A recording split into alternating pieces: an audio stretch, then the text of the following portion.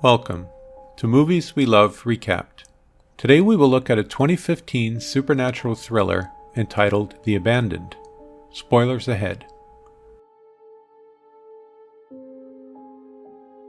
want to see something even better? By the way, the ending is a real mind twister. You don't want to miss it. Here we go. As the movie begins, we meet Julia Streak, a troubled young woman dependent on antipsychotic medication. She sits in the back of a New York City taxicab. She is on her way to start a new job as a night guard. Give me some money. At a most unusual place. We also learn she has a daughter named Clara.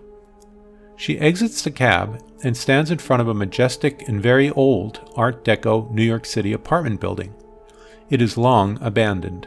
She enters through the lobby, a cavernous marble wonder with towering columns that reach up to the ornate ceiling. She is met by the master keeper, Dixon Booth, who gives her a brief tour and details of the job. Next, she is led to the security booth and introduced to her co-worker, Dennis Cooper.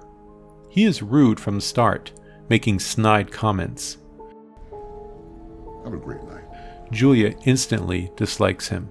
Put off by Cooper's attitude, she goes off on her first patrol duty, wearing a headset with a camera. She is in constant contact with the control room. Please open the door! Her first scary experience begins when Cooper messes with the elevator by cutting off the power. She panics and hears whispers in the dark. He claims he was just testing the controls and restores the power. She continues her patrol. Back in the control booth, she notices that room 441 has a broken camera. Because there is no... Cooper claims there is no room 441. She decides to investigate for herself. She finds a mysterious locked door and tries in vain to open it.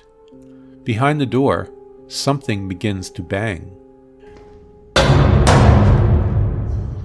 There's nothing there. I told you that. Back in the control room, Cooper denies that anything could be down there, hinting it's all in her head. Suddenly, they see a homeless man at the front door, banging to get in out of the storm. Julia lets him in, against Cooper's orders. We now also see that Cooper is in a wheelchair. You can stay here. She gives the vagabond an empty room to sleep in. His name is Jim. Julia heads back to the padlocked room and bashes the lock off with a hammer. She slowly enters into a long hallway. It leads to a large, dark dormitory. Julia explores it with a flashlight. Jim decides to wander the complex and follows Julia into the closed-off area. She nervously wanders and finds a room filled with old beds and furniture and hears noises in the dark. Next, she discovers children's drawings and an old-fashioned toy doll. Cooper tells her to return immediately. No, why? Because somebody... He also sees on the camera that the door she entered is now shut, possibly locking her inside. She panics and says she is now lost. It's too dark to find her way out. Suddenly, the connection goes dead. Cooper decides to go down and find her. Julia continues searching for a way out. Down one dark hallway, a formed figure. She screams and runs. She finally finds the exit and runs into Cooper. Of course, he doesn't believe her story. Next we see Jim, the homeless guy, wandering the catacomb-like hallways with only a lighter. Suddenly the power comes on, and he finds himself in an ancient bathroom. He washes at the sink because the water still runs. What the... And is suddenly attacked from behind and murdered by a deformed girl.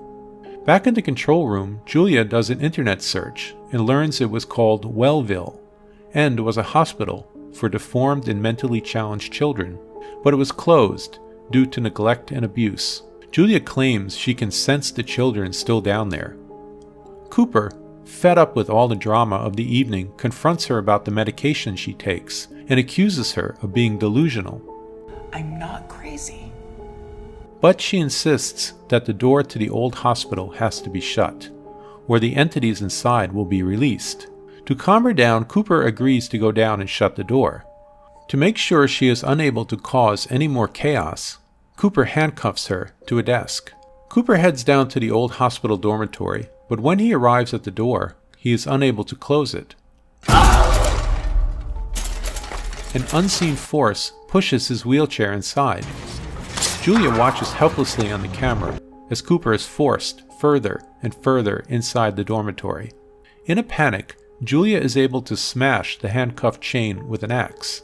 She then races down the stairs. Cooper continues to roll his wheelchair slowly through the dormitory. He comes upon a set of chairs that move on their own, surrounding him. Suddenly, he is violently knocked out of his chair. Julia searches in the catacombs with the help of Jim's dog, that acts like a guide. She soon stumbles upon Jim's dead body.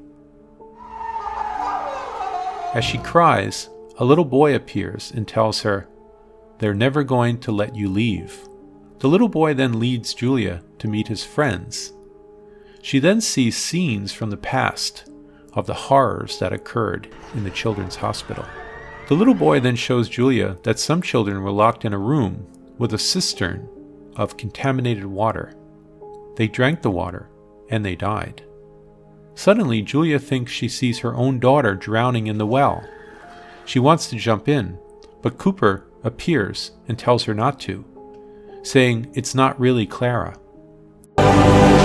No! But she plunges in anyway.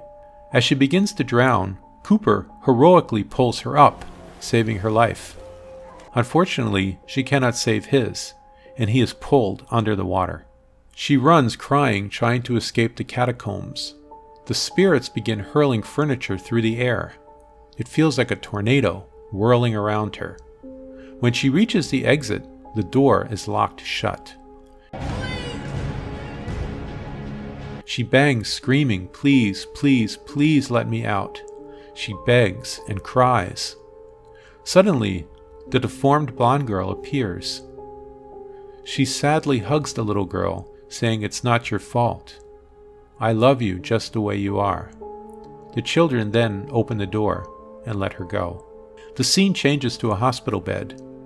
It is revealed that all the events were happening inside Julia's mind. Julia is in fact the deformed girl, being the daughter of Dennis Cooper, whom she gave a new identity in her dream.